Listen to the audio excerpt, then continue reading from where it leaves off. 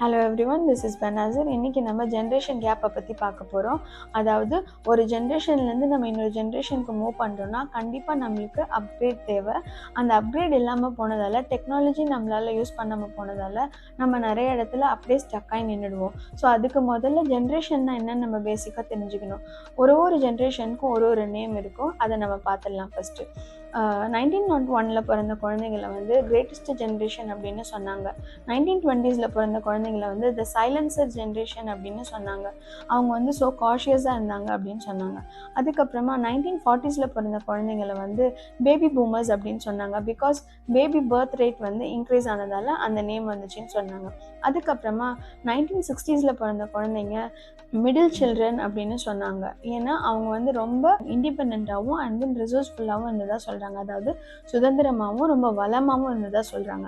அதுக்கப்புறம் 1980s kids வந்து millennial kids, none other than அவங்க வந்து ஜென்ஒய் கிட்ஸ்னு சொன்னாங்க. அந்த டைமில் தான் இன்டர்நெட் ரைஸ் ஆக ஆரம்பிச்சிது. அதுக்கப்புறமா 1997 2012 வரைக்கும் ஜென்சி கிட்ஸ்னு சொன்னாங்க. அவங்க ரொம்ப ஸ்மார்ட். இதுக்கு முன்னாடி இந்த தலைமுறைகள் இருந்த குழந்தைகளை விட இந்த குழந்தைங்க ரொம்ப ஸ்மார்ட்டாக இருந்தாங்க, இன்டெலிஜென்ட்டாகவும் இருந்தாங்க. அது மட்டும் இல்லாமல் அவங்க சோஷியல் மீடியாஸ் யூஸ் பண்ணி ஸ்மார்ட் ஃபோன்ஸ் அப்புறம் டிஜிட்டலைஸ்டாக இருந்தாங்க. அண்ட் தென் அவங்களோட பேஷனை ஃபாலோ பண்ண ஆரம்பித்தாங்க. ஆஃப்டர் தட் 2013 பிறந்த குழந்தைங்க ஜென் ஆல்ஃபா கிட்ஸ் அப்படின்னு சொன்னாங்க.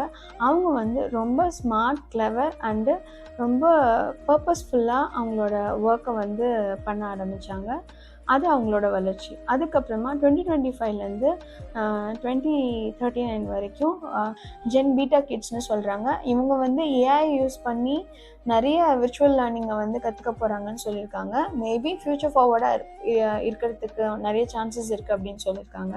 ஸோ இதெல்லாம் ஒரு பக்கம் இருந்தாலும், ஒரு சின்ன உதாரணமாக முதல்ல லேண்ட்லைன் ஃபோன் யூஸ் பண்ணோம், அதுக்கப்புறம் கீபேட் ஃபோன் யூஸ் பண்ணோம், அதுக்கப்புறம் டச் ஃபோன் யூஸ் பண்ணோம், அதுக்கப்புறம் ஸ்மார்ட் ஃபோன் யூஸ் பண்ணோம், அதுக்கப்புறம் ஏஐ யூஸ் பண்ணி இப்போ மொபைல் யூஸ் பண்ணிகிட்ருக்கோம். ஸோ நம்ம வளர்ச்சி வந்து சாதாரண ஒரு ஃபோன்லேருந்தே நம்ம அன்றாட வாழ்க்கையில் நம்ம மாறி இருக்கோம்னா, நம்ம ஏன் நம்மளோட டெய்லி வாழ்க்கையில் நம்ம அப்கிரேட் பண்ணிக்கக்கூடாது?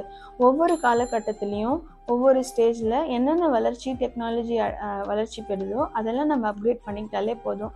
அப் டு டேட் நம்ம அப்கிரேட்டடாக இருந்தால் நம்ம கண்டிப்பாக வாழ்க்கையில் முன்னேற முடியும். இந்த வீடியோ உங்களுக்கு பிடிச்சிருந்தா லைக் பண்ணுங்கள், ஷேர் பண்ணுங்கள், சப்ஸ்கிரைப் பண்ணுங்கள். தேங்க்யூ.